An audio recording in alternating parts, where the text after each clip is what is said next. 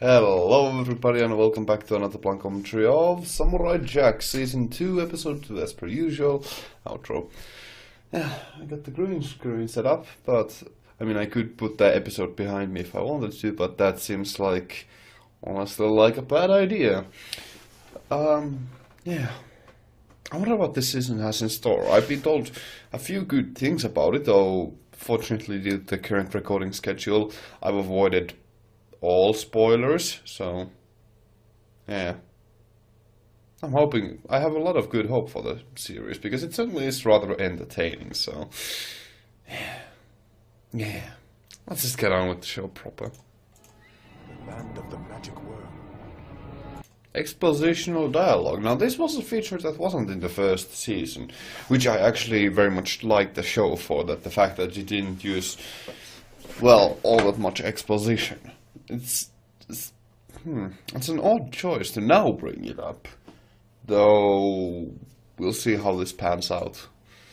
And yes, the tendency to stop after 15 seconds is still there. That is very much looking like a Loch Ness monster situation. Wouldn't be surprised if that's a clear reference to it. Well, scratch that. That is a demonic looking beast.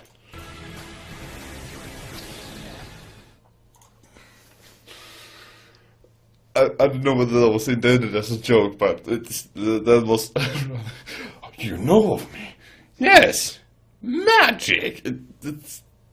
That's pretty funny. That's clever.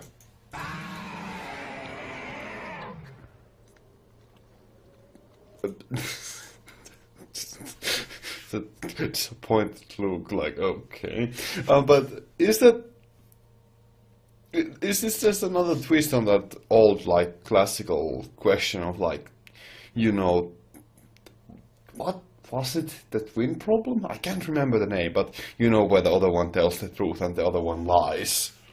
Because you can honestly see there already which one is lying and which one is speaking the truth, so... It seems like it's an interesting twist on that, and I must say I adore those designs. That's actually a freaking... The show has always had a freaking great graphical design, and that's just, you know, it still holds. You're supposed to say lies.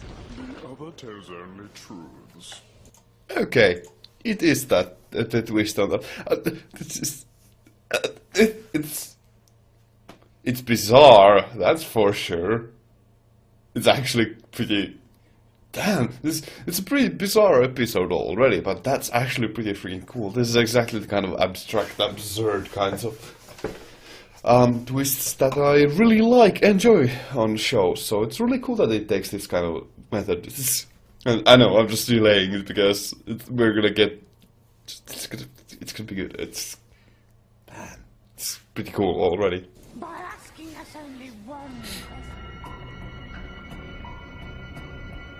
Shoot, I can't remember what the question answer was. Or the question, rather. My question will be... Yes? If you were your brother, which one would you say is the magic worm? Which one are you asking? It doesn't matter. Wait. What? Let me think about that, because that seems... That does sound like the right answer.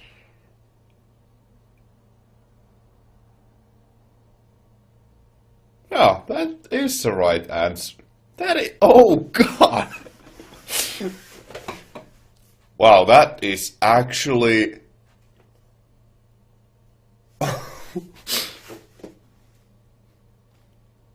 Well, that's...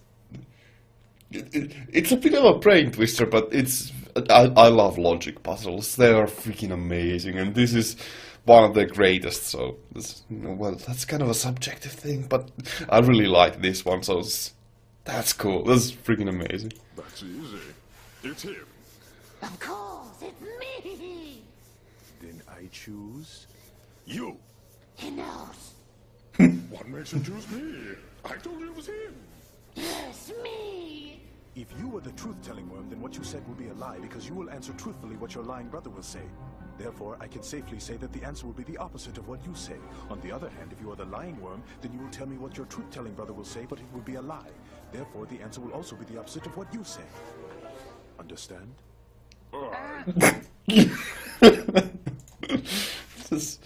Okay, I know I'm pausing a lot because this show is actually pretty freaking funny when it wants to be. That's a surprise. Oh man, that's I absolutely love those kind of moments where someone starts speaking really fast. It's a simple trick, but it makes everything seem quite a bit funnier.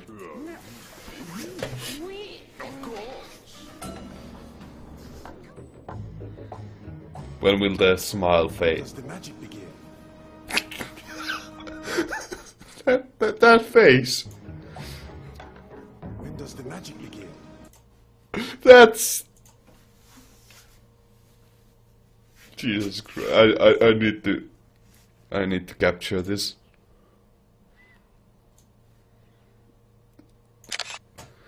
That's just fantastic.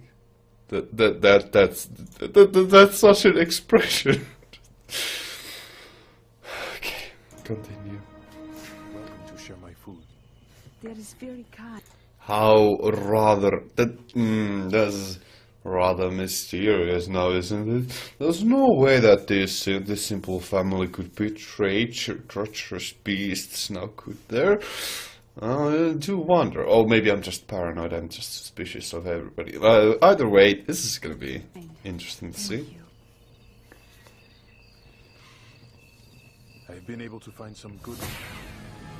Well, okay, that's a bit of a surprise. I was not expecting the toddler to be the first one to strike. That's actually a pretty cool twist.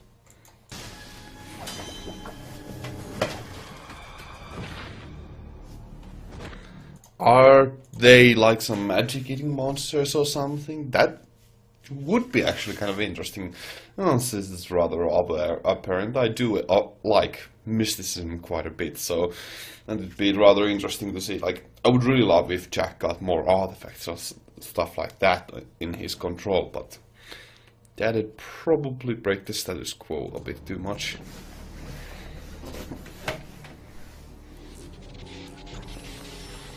Okay, that's a rather horrifying concept. Robots that do not know, like, that they are actually robots. That is actually kind of terrifying of an idea. That's pretty interesting. The show really does have some potential to turn out to be a horror series as well, so... interesting.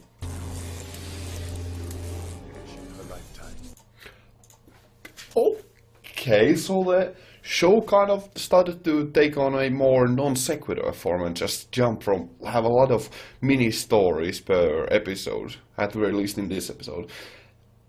I'm not opposed to this because, you know, this kind of, like, as I said in the season review log, and as I have said throughout the episodes, one of the show's greatest strengths is its ability to have a wide variety of stories to be told, and it allows for quite a bit of variety.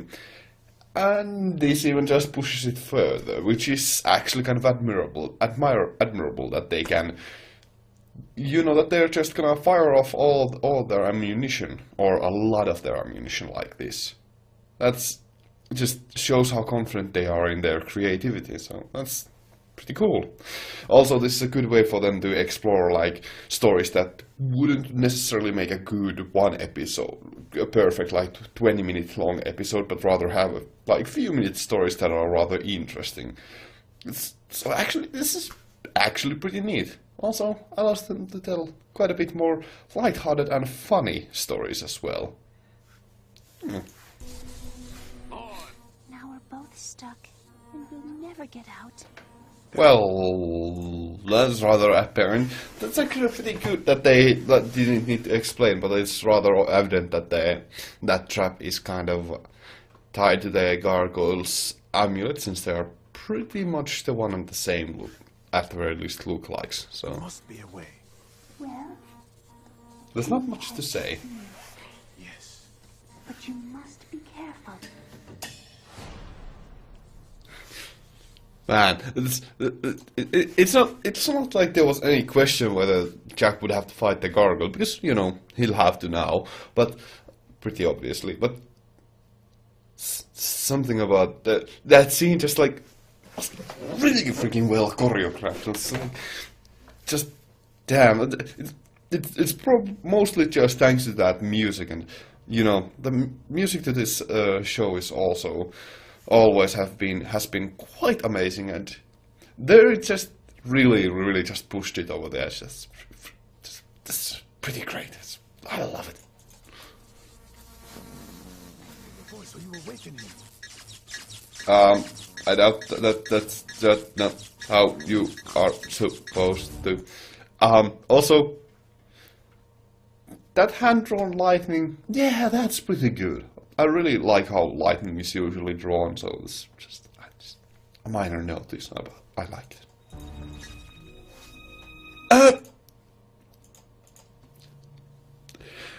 Well, I'm glad it's an unorganic opponent, because yeah, I think I've seen that in Kill Bill. That's, oh god. That is kind of cruel. Okay, that's actually pretty nice. I do love that kind of cheese quite a bit. Yeah, you know what? That's actually a pretty good episode. I really dig that. Really quite a lot. For various reasons. Now, this episode kind of had a really different structure from the previous ones, but this actually kind of highlights at the very least one recurring trait that has been in both of the episodes for this season, and it's a feature that I actually kind of like, and that is the fact that it goes for a more light-hearted, I'd like to say, approach to these stories, and a lot more disposable, I suppose, is a proper word for that. In the way that it doesn't really bother with really all that much filler. Like, this episode kind of had a lot of really different stories. Or, well, four? Yeah, I think. Whatever. 4 different stories, and they were all pretty good in and of themselves. And of course, there's a few things more that could be explored with each of them, but that's not necessary to. Like, you don't need to explore that lot with them.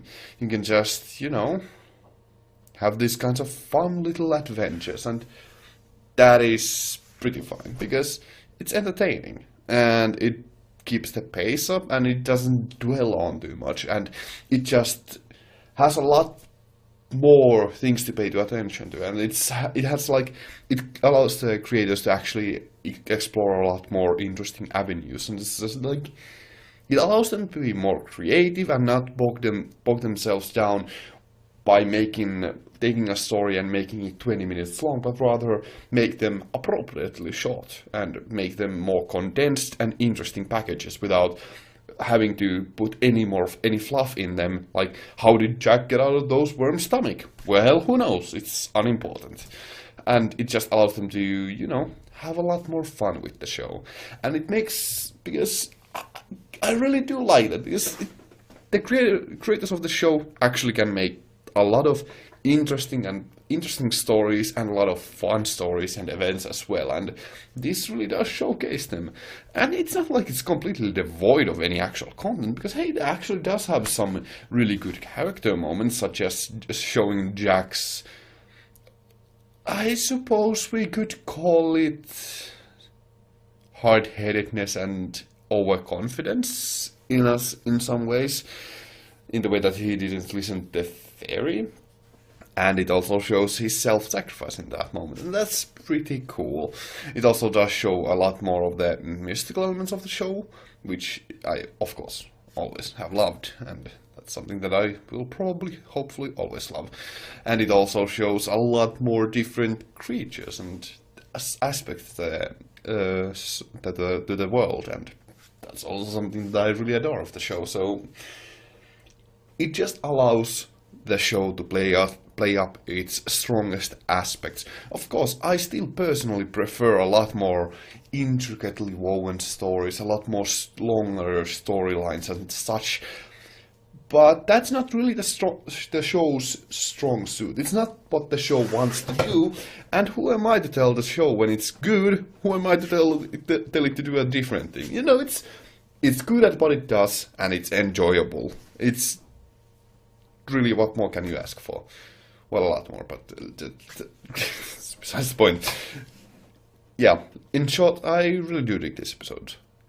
These mini episodes in this episode. It's really cool, really cool. I wonder how many more of these kinds of episodes there will be, because these are just a collection of Jack's stories, and that's pretty cool. I have always digged adventure stories because they can allow you to tell a lot of mini stories in and of themselves without actually having to go through the trouble of connecting them, as long as there's reasonable reason for their characters to, you know, explore those places. And Jack certainly has, and even though they did bring up a bit of expositionary dialogue, it was always just used, or it was used twice for the setup in these episodes, and that's enough in my opinion. And that's not detracting from this show. It's just a necessary evil that must be done.